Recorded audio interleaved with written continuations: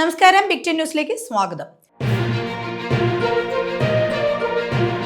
വീണ്ടും CPM-കാർ BJP-യിലേക്ക്. CPM Kayamkulam area committee അംഗവും ജില്ലാ പഞ്ചായത്ത് അംഗവുമായ അഡ്വക്കേറ്റ് ബിപിൻ സി ബാബുവാണ് BJP-യിൽ ചേർന്നത്. സംസ്ഥാന അധ്യക്ഷൻ K സുരേന്ദ്രൻ ഉൾപ്പെടെയുള്ള നേതാക്കളുടെ സാന്നിധ്യത്തിലാണ് തിരുവനന്തപുരത്ത് ബിപിൻ BJP അംഗത്വം സ്വീകരിച്ചത്. ആലപ്പുഴയിൽ CPM-ന്റെ വിഭാഗീയത രൂക്ഷമാകുന്നതിനിടെയാണ് ബിപിൻ പാർട്ടി വിടുന്നത്. വിഭാഗീയതയെ തുടർന്ന് കരുനാഗപ്പള്ളി CPM ഏരിയ കമ്മിറ്റി പിരിച്ചുവിട്ടു. MV ഗോവിന്ദന്റെ സാന്നിധ്യത്തിൽ ചേർന്ന ജില്ലാ സെക്രട്ടേറിയറ്റ് യോഗത്തിലാണ് തീരുമാനം. കരുനാഗപ്പള്ളി സമ്മേളനത്തിലുണ്ടായ തെറ്റായ പ്രവണത കാരണം നിലവിലെ കമ്മിറ്റിക്ക് പാർട്ടിയെ നയിക്കാൻ ആവില്ല. ഈ നിലപാട് പാർട്ടിക്ക് അംഗീകരിക്കാനും കഴിയില്ല എന്നും അദ്ദേഹം വ്യക്തമാക്കി.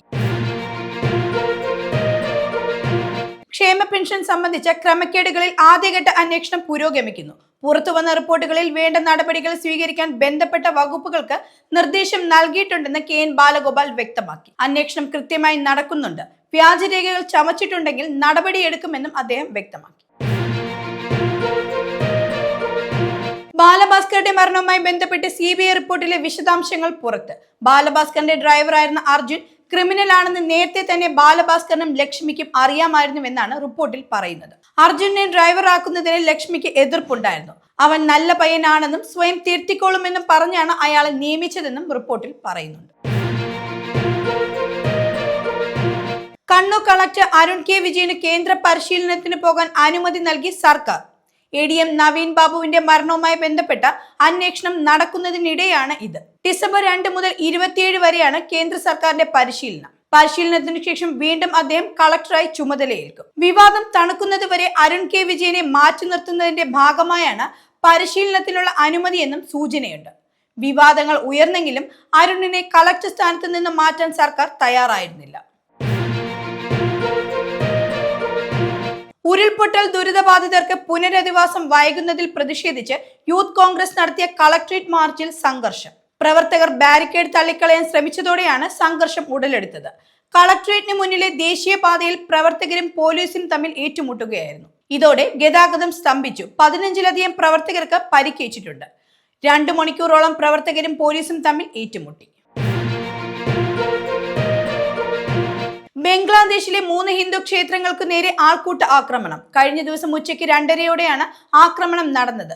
100 കണക്കിന് പേർ മുദ്രാവാക്യം വിളികളോടെ ക്ഷേത്രത്തിന് നേരെ ഇഷ്ടിക കട്ടകൾ എറിയുകയായിരുന്നു. ഷോണി ക്ഷേത്രത്തിനും മറ്റും 2 ക്ഷേത്രങ്ങളുടെ കവാടങ്ങൾക്കും കേടുപാടുകൾ വരുത്തിയെന്നും ക്ഷേത്ര അധികൃതർ അറിയിച്ചു. സിറിയയിൽ ദിവസങ്ങളായി സൈന്യവും വിമതരും തമ്മിൽ നടക്കുന്ന പോരാട്ടത്തിൽ 242 പേർ കൊല്ലപ്പെട്ടു. 24 പേർ സാധാരണക്കാരാണ്.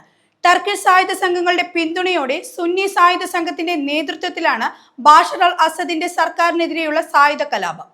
സംഘർഷങ്ങളിൽ നിന്ന് വിട്ടുനിൽക്കാനുള്ള 2019-ലെ സമാധാന കരാർ കലാപകാരികൾ ലംഘിച്ചെന്ന് സിറിയൻ സൈന്യം ആരോപിച്ചു. അതേസമയം റഷ്യയുമായി ചേർന്ന് സിറിയൻ സൈന്യം പ്രത്യാക്രമണം ശക്തമാക്കി.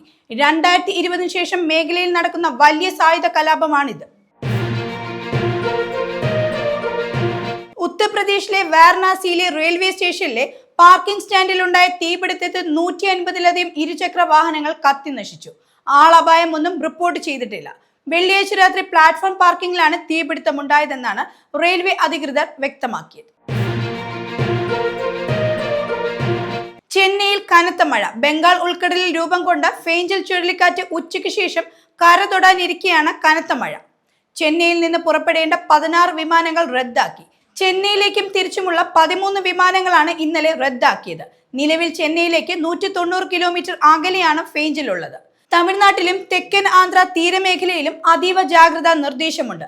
80 കിലോമീറ്റർ വരെ വേഗത്തിൽ കാറ്റ് വീശിയേക്കാം എന്നാണ് മുന്നറിയിപ്പ്. ചുഴലിക്കാറ്റിന്റെ പശ്ചാത്തലത്തിൽ ചെന്നൈ അടക്കം 8 ജില്ലകളിലെ സ്കൂളുകൾക്ക് ഇന്ന് അവധിയാണ്.